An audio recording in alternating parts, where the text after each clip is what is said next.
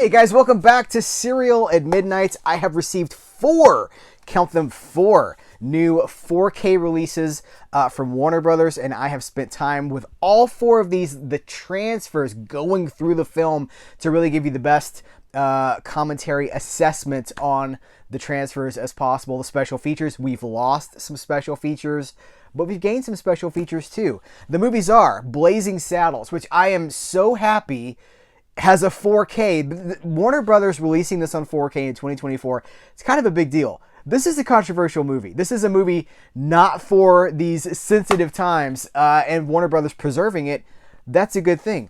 Beetlejuice Beetlejuice, which I did a reaction video exiting the theater after seeing this on opening day. I wrote a review for this. Now we have a loaded 4K. We have more Hitchcock. We have North by Northwest on 4K. Great year for Hitchcock on the 4K format. And the controversial one, the Terminator. James Cameron's The Terminator, now on 4K. There's a lot to talk about. I should mention, with all of these, 4K disc only. Well, 4K disc, there is no Blu-ray disc in any of these. These are one disc only. One 4K disc and the digital copy. So that's going to make some people happy. That's going to make some people upset, as is the losing and gaining of some special features. Listen, we got to start with Terminator. This is the one I was the most apprehensive about, because this is the one, James Cameron, right? James Cameron on 4K. It's ironic he loves machines so much, because he made these as cautionary tales, and now he's become the machine. So before this even hit my mailbox, I was seeing screenshots on the internet from people that apparently got theirs before mine, saying like, look, it's another AI upscale hack job. So, and I'm seeing these shots, right? And I'm like, well, that doesn't look good. So I go into this expecting bad stuff. And I gotta say, this is the best this movie has ever looked. I was really surprised, having seen some of these screenshots, that this is how this movie looks. It's never looked so good. It probably never will look any better than this either. There are shots in this movie. Again, I'm looking for evidence of AI upscaling. And okay, I see some things.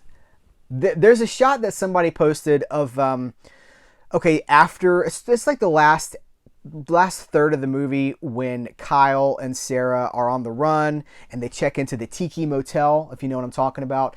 They walk by this sign. They walk by it, right? They don't stand in front of it. They walk by it. You see the rules of this motel for, like, I counted 1 second on screen. And as they walk by this sign, there's a thing, I think it says no gambling. There's one of the rules is like no gambling. And I don't even know if I could read that before. I've never tried to read the rules of the motel before, but as they're walking by this, somebody has screenshotted this, and it's the gambling has some artifacting around it. Like, it looks kind of digital, and they've really zoomed in on the screenshot. It's like, gambling, gambling, and you see, like, it looks almost like alien text. But here's the thing. They walk by it for 1 second. Your eye goes to it. You see, oh, it says no gambling. Never in a million years would it occur to me to stop the scene there and to zoom in and try to see if I can read all of those cleanly. So that's the level of pedantism that we're talking about here, where people are going through this stuff frame by frame, which frankly is not how we watch movies. But again, I go into this looking for things. Okay, the beginning of the movie, right? The T-800, the Schwarzenegger character, like, ports in, he bamps in, you know, he does his thing where he appears outside the Griffith Observatory. There's a guy in a garbage truck, and the lightning, right? And then the wind and all that. So during that scene, there's a lot of newspapers on the ground. And I paused on the newspapers on the ground scene to be like, okay, let's look for some of this digital artifacting, this evidence of artificial intelligence upscaling. I didn't see any. I could read the newspapers I was never supposed to read. I could see headlines. Hey guys, TV's on sale for $350. You're not supposed to see that. You're not supposed to freeze frame on this thing and like look at the... So look, I see a couple of things here, but you have to really, really be looking for them. And that's just not how we watch movies. The Terminator has never looked this good. It never looked good to begin with. That's kind of the thing. It's like the Terminator was always on any format, you know, the VHS format. Then when it hit DVD, we're like, oh my gosh, the Terminators never looked so good. Now we have a 4K, and of course people are complaining. But here's what I want you to know. While it might not be perfect, nothing shot on film is ever perfect. Ever. It can't be perfect because film is corruptible. It's got grain. It's got, things are out of focus. I think maybe that's part of the problem, is when this technology is trying to focus on things that were not in focus, it has to create, and that could be problematic. But again, I'm looking for this stuff and I don't see it in multiple scenes. Oh my goodness, when Sarah is in the police department, when they catch him and she's in the police department, and then determine, you know, I'll be back, you know, that scene. She's in front of a message board, like a post-it, you know, a board with like missing persons and flyers and all kinds of stuff. You can read them. You could never read that stuff before. So listen, it's pretty good. It might not be perfect. It's pretty good. I'm really happy with it. It does have, I don't think it's got anything new. I'm going to flip that around and you can see all the special features, but it's got creating the Terminator, visual effects and music. These are all old. Special features ranging from 2001 to 2005. And then we got the deleted scenes. This is the Terminator closer to the real thing, Unstoppable Force, the legacy of the Terminator, and then 7 deleted scenes. You can watch those with or without James Cameron's commentary, but that's from the last edition, right? So that's 2015. The Terminator remastered disc. I'm giving Terminator a pass on 4K. I think it's a worthy upgrade. While not perfect, when you see these screenshots, and you are going to see these screenshots, keep in mind, these people have selectively isolated these shots to trash this transfer. Why would they do that? That's a good question. Let's talk about Blazing Saddles, a movie that is so funny and so... it does a lot of things that you're not supposed to do, and you couldn't really do them back then either, but that's just what Mel Brooks does. Screenplay co-written by Richard Pryor. Richard Pryor is in the creative mix on this, which should soften some of the criticisms about this movie if anybody's like, hey, you can't. Well, Richard Pryor does what he wants to do, and so does Mel Brooks. It's kind of a match made in heaven. Gene Wilder is hilarious in this movie, coming off of some of his more... I don't know, gentle roles, but really Cleavon Little is the star of this, and he does such a good job with the charged role that he portrays in this movie. It looks good. It looks really good. I don't see any, again, watch the whole thing with an eye on like, how does this look? If I'm going to, okay, being honest, I don't see a huge upgrade in Blazing Saddles from Blu-ray to 4K. I definitely see it with the Terminator. I don't necessarily see a huge upgrade here. It looks sharper. It looks filmic. It's got a nice little grain going on. But it's a modest upgrade, which is maybe that's a good thing. Maybe that's a compliment. So special features wise, we flip that around. We've got one new thing. Let me check my notes here, because I do have notes about, like I took notes about what's been carried over, what has not been carried over.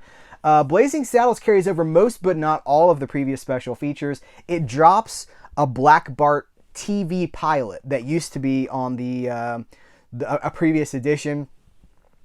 Because these don't have Blu-rays, you know, they could have just included the Blu-ray that already existed, but they didn't do that. But we gain a special feature, which is Inappropriate Inspiration, the Blazing Saddles effect.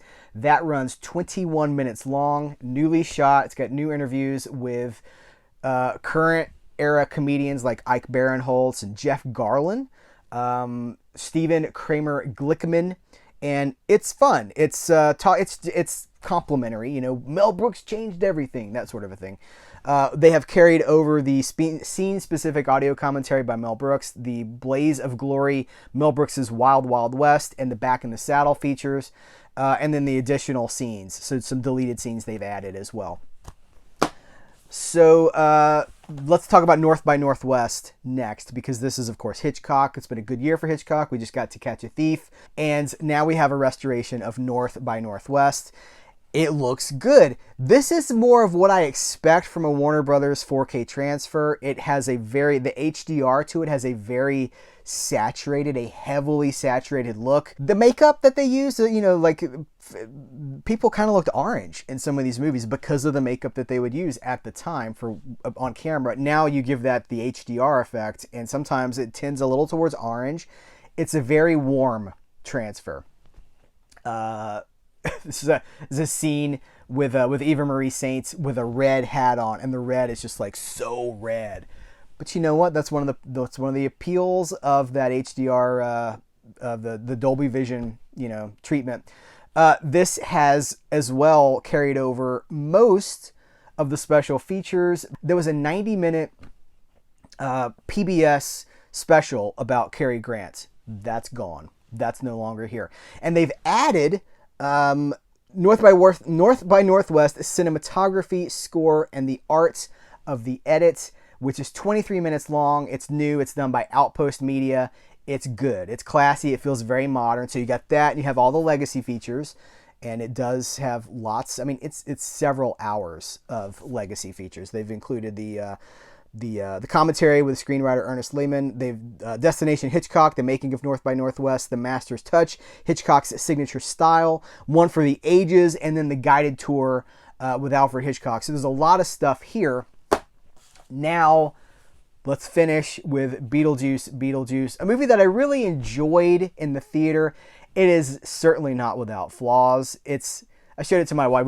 My wife watched this with me for screening purposes. And I was like, I just love Michael Keaton. I love the shtick of Beetlejuice. And I was like, what did you think about it? She was like, it was fine.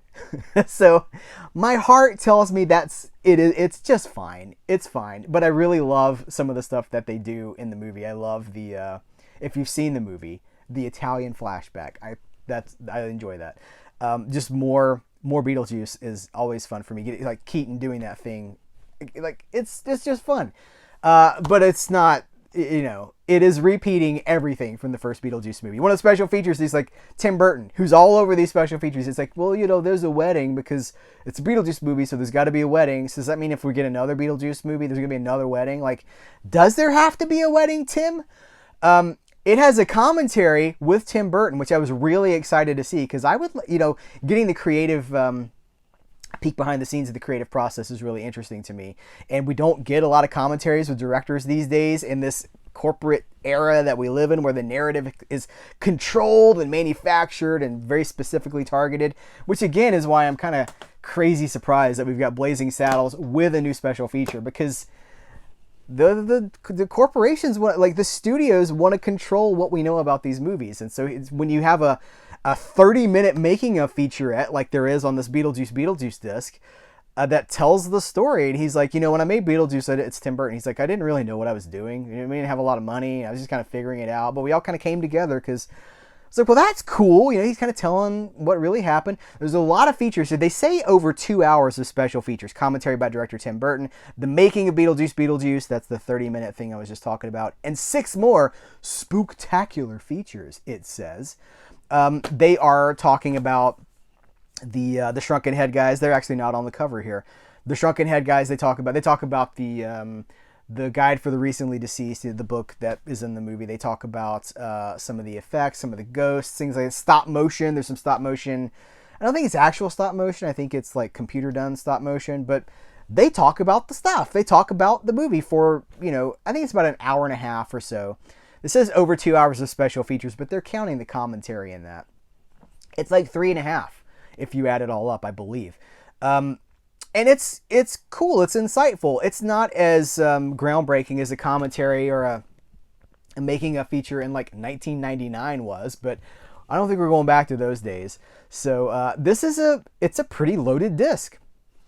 Anytime we get these, all of these, every single, the Terminator, ironically, maybe not ironically, has the least features, but the other 3 of these are just loaded with stuff. Hours and hours of special features. So I hope I've given you enough information to find out, to decide for yourself if you want to add these to your collection.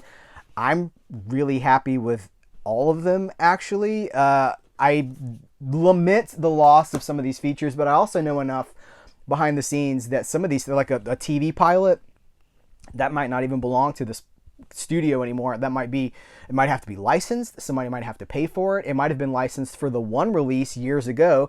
Now it would have to be relicensed. There are things behind the scenes that we don't always know about. It's not necessarily a case of a studio saying like, who cares, or not knowing. Sometimes there are other things that prevent legacy features from being carried over. Would have been nice to have a Blu-ray in here so that people could buy a combo pack and future-proof their collection. that's becoming less and less of a thing. I kind of get it, but I kind of don't. You know, part of me understands it, part of me doesn't.